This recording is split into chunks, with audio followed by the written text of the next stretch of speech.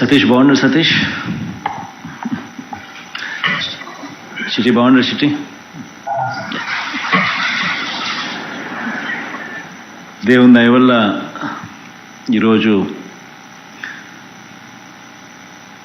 మరో మంచి కార్యక్రమం జరుగుతూ ఉంది. కాకినాడ జిల్లాను, అంబేద్కర్ కోనసీమ జిల్లాలో ఈ రెండు జిల్లాల్లో 23,458 మంది మత్స్యకార కుటుంబాలకు ఈరోజు మంచి జరిగిస్తూ రాష్ట్ర ప్రభుత్వం చొరవతో ఓఎన్జీసీ కూడా ఒక మంచి మనసుతో, మంచి ఉద్దేశంతో వాళ్ళు కూడా కారణాలు, సాకులు చూపకుండా వాళ్ళు కూడా ప్రోయాక్టివ్గా కలిసి వచ్చి ఈ మంచి కార్యక్రమంలో వాళ్ళు కూడా భాగస్వాములు అయ్యారు. 5వ విడతగా ఈరోజు ఈ సాయాన్ని అందిస్తూ ఉన్నాం. ఒక్కొక్క మత్స్యకార కుటుంబానికి కూడా నెలకు 11,500 రూపాయల చొప్పున ప్రతి 6 నెలలకు ఒకసారి ఎక్కడా కూడా డిలే అనేది లేకుండా రాష్ట్ర ప్రభుత్వం ప్రతి అడుగులోనూ కూడా పర్సూ చేస్తూ ఆ కుటుంబాలకు ఎట్టి పరిస్థితుల్లోనూ నష్టం జరగకూడదు అనే ఉద్దేశంతో అడుగులు ముందుకు వేస్తూ వస్తూ ఉన్నాం. ఇందులో మరీ ముఖ్యంగా మీకు ఒక మంచి ఎమ్మెల్యే కూడా ఉన్నాడు, సతీష్ను కూడా ఈ విషయంలో నిజంగా అప్రిషియేట్ కూడా చేయాలి.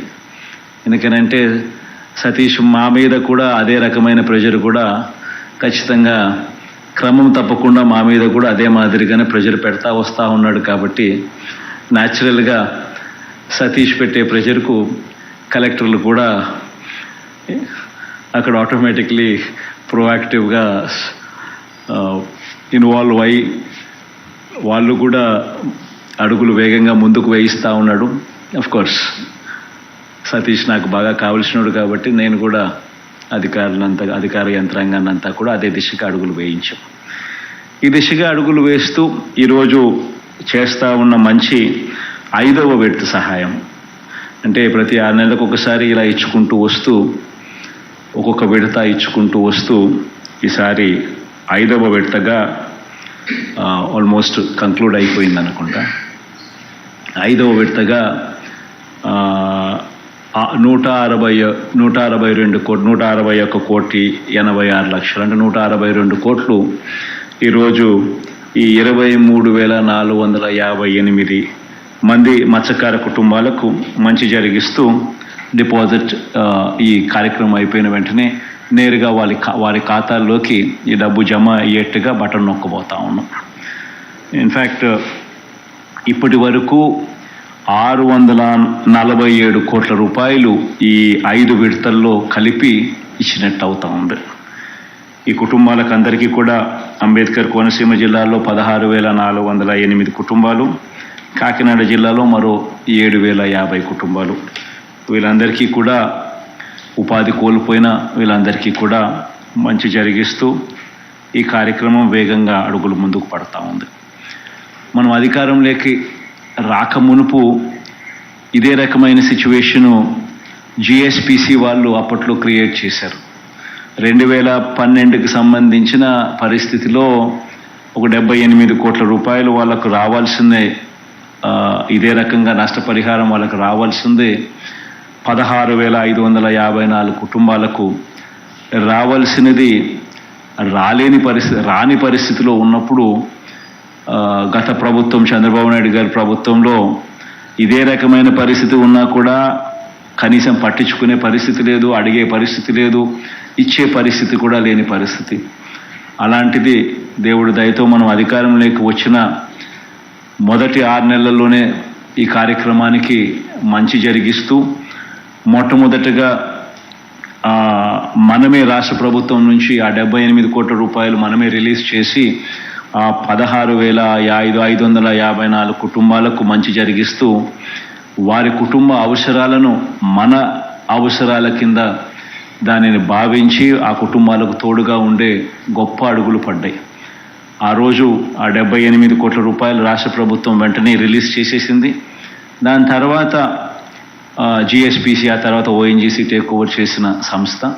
ఆ తర్వాత ఓఎన్జీసీతో కేంద్ర ప్రభుత్వంతో రాష్ట్ర ప్రభుత్వం పలు దఫాలు మళ్ళీ వీటికి సంబంధించిన అంశాల మీద పర్సూ చేసి ఆ తర్వాత వాళ్ళని ఒప్పించి ఆ తర్వాత మళ్ళీ రాష్ట్ర ప్రభుత్వానికి మళ్ళీ ఎప్పుడో వాళ్ళు మళ్ళీ ఏదో 2 ఏళ్ల తర్వాత 3 ఏళ్ళ తర్వాత మళ్ళీ రాష్ట్ర ప్రభుత్వానికి డబ్బులు వచ్చినాయి. కానీ ఈ లోపల మంచి జరిగించాల్సిన కార్యక్రమం ఎక్కడా కూడా డిలే జరగకోకుండా మత్స్యకారులకు ఖచ్చితంగా ఏదైనా కూడా ఇటువంటి ఓఎన్జీసీ విషయంలో కానీ ఇటువంటి ఏ విషయంలో కూడా అడుగులు వేసి వాళ్ళ మత్స్యకారులకు తోడుగా ఉండే కార్యక్రమంలో సమస్య మాది, మేము రాష్ట్ర ప్రభుత్వం మీకు అన్ని రకాలుగా తోడుగా ఉంటుంది, మత్స్యకారులకు ఏ సమస్య వచ్చినా కూడా అండగా ఉంటుందన్న భరోసా కల్పించే విధంగా అడుగులు ఆ రోజు నుంచి పడ్డం మొదలుపెట్టి, ఇన్ఫ్యాక్ట్ ఆ రకంగా ఎప్పుడూ కూడా చరిత్రలో ఎప్పుడూ కూడా జరగని విధంగా ఇంత ప్రాంప్ట్గా, ఇంత వారి కోసం ఇంత తాపత్రయపడి అడుగులు వేయడం. 107,000 కుటుంబాలకు, మత్స్యకార కుటుంబాలకు ఈ 5 సంవత్సరాలలో వైఎస్ఆర్ మత్స్యకార భరోసాగా అందించిన సహాయం ఒక్కటే చూసుకుంటే కూడా 538 కోట్ల రూపాయలు ఉట్టి మత్స్యకార భరోసాగా, అంటే ఏప్రిల్ 15 నుంచి జూన్ 15 మధ్య పీరియడ్లో మత్స్యకారులకు అండగా తోడుగా వాళ్ళు సముద్రపు వేటకు పోలేని పరిస్థితిలో ఉన్నప్పుడు వారికి మత్స్యకార భరోసా కింద తోడుగా ఉండే అడుగులు పడ్డాం. ఈ ఒక్క కార్యక్రమం ద్వారానే 538 కోట్ల రూపాయలు మనం సహాయం చేస్తే ఏకంగా 107,000 కుటుంబాలకు మంచి జరిగిస్తూ, గత ప్రభుత్వం అంటే మనం రాకమునుపు ఉన్న 5 సంవత్సరాల కాలంలో గత ప్రభుత్వంలో చంద్రబాబు నాయుడు గారి ప్రభుత్వంలో ఒకసారి గమనించినట్లయితే కేవలం ఆ 5 సంవత్సరాలు కలిపి మత్స్యకార సోదరులకు వీళ్ళు ఇచ్చిన సహాయం ఎంత అని చెప్పి చూస్తే కేవలం 104 కోట్లు. కేవలం 104 కోట్లు ఇచ్చిన అప్పటి పరిస్థితి, మనమేమో ఏకంగా 107,000 కుటుంబాలకు ప్రతి ఒక్కరిని కూడా దీంట్లోకి తీసుకొని వస్తూ ట్రాన్స్పరెంట్గా, పారదర్శకంగా ఏ ఒక్కరూ కూడా మిగిలిపోకూడదు అనే ఉద్దేశంతో అందరినీ కూడా దీన్ని తీసుకొస్తూ 4,000 రూపాయలు ఇస్తా ఉన్న కార్యక్రమాన్ని మనం 10,000 రూపాయలకు పెంచి, 10,000 కూడా దేశ చరిత్రలో ఎక్కడ ఏ రాష్ట్రంలో కూడా ఇవ్వని అమౌంట్, ఒక్క మన రాష్ట్రంలో మాత్రమే జరుగుతూ ఉన్న ఈ స్థాయి సహాయం, దాన్ని ఏకంగా 10,000 రూపాయల దాకా కూడా దాన్ని పెంచి మత్స్యకారులకు తోడుగా ఉండే కార్యక్రమం చేస్తూ ఉన్నాం. గతంలో డీజిల్ సబ్సిడీ విషయానికి వస్తే కూడా కేవలం 6 రూపాయలు మాత్రమే సబ్సిడీ ఇస్తూ ఉన్న అప్పటి పరిస్థితి నుంచి మనం అధికారంలోకి వచ్చిన వెంటనే దాన్ని ఏకంగా 9 రూపాయలకు దాన్ని పెంచి, 6 రూపాయల నుంచి ఏకంగా 9 రూపాయలకు పెంచడమే కాకుండా అది ఎప్పుడు వస్తుందో, ఇస్తారో లేదో అన్న గత పరిస్థితి నుంచి ఆ డీజిల్ పోయించుకునేటప్పుడే సెలెక్టివ్లీ బంక్స్ ఏర్పాటు చేసి ప్రతి మత్స్యకారుడికి కూడా ఒక ఐడి కార్డు ఇచ్చి, ఆ ఐడి కార్డ్ రిజిస్ట్రేషన్ ద్వారా వెంటనే నోట్ చేసుకుని డీజిల్ కొట్టేటప్పుడే ఆ 9 రూపాయల సబ్సిడీ తగ్గించి డీజిల్ కొట్టించే కార్యక్రమం చేశాం. ఇది కూడా ఒక గొప్ప విప్లవాత్మక మార్పు. ఎందుకనంటే ఎప్పుడో వస్తుందో లేదో, వచ్చినప్పుడు వస్తుంది, అసలు వస్తుందో రాదో తెలియని పరిస్థితి నుంచి అలా కాకుండా number of ships, number of vessels కూడా, నెంబర్ ఆఫ్ ఈ డీజిల్ సబ్సిడీ వర్తింపజేసే వెసల్స్ను కూడా పెంచి అమౌంట్ను కూడా మనము దాదాపుగా 20,812 బోట్లకు, పడవలున్న కుటుంబాలకు ఏకంగా 135 కోట్ల రూపాయలు మనం ఈ రకంగా డీజిల్ సబ్సిడీ రూపకంగా కూడా ఇవ్వడం జరిగింది. వేటకు వెళ్ళి ఎవరైనా మత్స్యకారులు ఎవరైనా పొరపాటున ఏదైనా జరిగి ఏదైనా పాపం ఆ కుటుంబాలలో ఎవరైనా చనిపోతే గతంలో ఇచ్చే ఎక్స్గ్రేషియా కూడా ఎప్పుడు వస్తుందో తెలీదు, అసలు అందరికీ ఇది అవైలబుల్గా ఉంటుందా లేదా అన్నది కూడా తెలియని పరిస్థితి నుంచి ఈరోజు ఆ పరిస్థితిని మార్చి ఎక్స్గ్రేషియా ఏకంగా 10 లక్షల రూపాయలకు పెంచి ఏదైనా జరగరానిది జరిగితే ఆ కుటుంబానికి అండగా ఉండే కార్యక్రమంలో భాగంగా ఏకంగా 10 లక్షల రూపాయలకు దాన్ని పెంచడమే కాకుండా ఇన్సిడెంట్ జరిగిన వెంటనే ఒక 5 లక్షల రూపాయలు వాళ్ళకు వెంటనే సహాయం అందేట్టుగా, ఆ తర్వాత మిగిలినది కూడా టైం బౌండ్ మేనర్లో వితిన్ 6 months, వితిన్ 6 నెలల్లోనే మిగతా డబ్బులు కూడా వాళ్ళందరికీ అందజేసే ఒక గొప్ప సాంప్రదాయం కూడా కొత్త ఒరవడికి కూడా తీసుకురావడం జరిగింది. దీనివల్ల దాదాపుగా 175 కుటుంబాలకు మంచి జరిగిస్తూ మరో 17 కోట్ల రూపాయలు, 16,87,00,000 రూపాయలు, దాదాపు 17 కోట్ల రూపాయలు వాళ్ళకు తోడుగా అండగా నిలుస్తూ చేయడం జరిగింది. ఈ 3 కార్యక్రమాలు కాక ఈ జిఎస్పిసితో మొట్టమొదటిగా నష్టపోయిన 78 కోట్ల గురించి ఇంతకు ముందే నేను చెప్పా. ఆ తర్వాత ఓఎన్జీసీతో ఇప్పుడు మనం ఇప్పిస్తా ఉన్న ఈ 5 దఫాలకు సంబంధించిన ఈ సొమ్ము మరో 647 కోట్ల రూపాయలు. ఇది కాక ఆక్వా రైతులకు విద్యుత్ సబ్సిడీ కింద గతంలో ఎప్పుడూ కూడా జరగని విధంగా ₹1.5కే విద్యుత్ సబ్సిడీ యూనిట్ అవైలబుల్గా చేసి దాదాపుగా 40,850 మంది లబ్ధిదారులకు మంచి జరిగిస్తూ మరో 3,500 కోట్ల రూపాయలు దాని కింద. అంటే కేవలం ఈ 6 పథకాలకి ఈ ఆక్వా సాగు చేసుకుంటా ఉన్న ఈ రైతన్నలకైతేనేమి, ఆక్వా రైతులకైతేనేమి 41,850 మందికి 3,497 కోట్ల రూపాయలు వాళ్ళకి ఇవ్వడం అయితేనేమి, ఇక మిగిలిన మత్స్యకార సోదరులకు నేను చెప్పినట్టుగా అన్నీ కలిపి ఈ 6 పథకాలకు మాత్రమే 4,913 కోట్ల రూపాయలు ఉట్టి ఈ పథకాలే.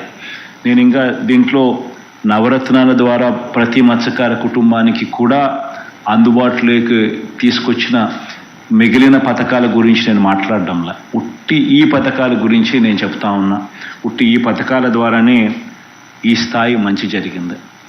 ఇదొకటే కాకుండా వీళ్ళు అందరూ కూడా తమ కాళ్ళ మీద తాము నిలబడే పరిస్థితి రావాలి.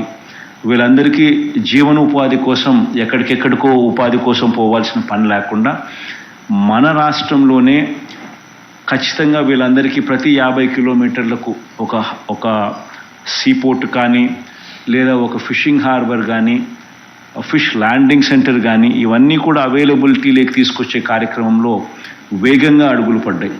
మనం వచ్చిన తర్వాతనే మొట్టమొదటిసారిగా 10 ఫిషింగ్ హార్బర్లు ఏకంగా నిర్మాణంలోకి తీసుకొని వచ్చే కార్యక్రమం జరుగుతూ ఉంది. 6 ఫిష్ ల్యాండింగ్ సెంటర్లు కూడా వేగంగా నిర్మాణంలోకి తీసుకొచ్చే కార్యక్రమం జరుగుతూ ఉంది. 4 పోర్ట్లు కూడా మనం వచ్చిన తర్వాత కట్టే కార్యక్రమం ఈరోజు వాయువేగంతో, ఆ స్పీడ్తో ఇవన్నీ కూడా పోర్ట్ల నిర్మాణం కూడా జరుగుతూ ఉంది. ఇవన్నీ కూడా రాబోయే రోజుల్లో infrastructure with in the port, infrastructure with in the sea coast line, అంటే మనకున్న 974 కిలోమీటర్ల సీ కోస్ట్ లైన్ను ఆ లైన్లో మొత్తం ఇన్ఫ్రాస్ట్రక్చర్ను, బ్లూ ఎకానమీని డెవలప్ చేసే దిశగా వేగంగా కూడా ఈ ఇన్ఫ్రాస్ట్రక్చర్ అంతా కూడా డెవలప్మెంట్ జరుగుతూ ఉంది.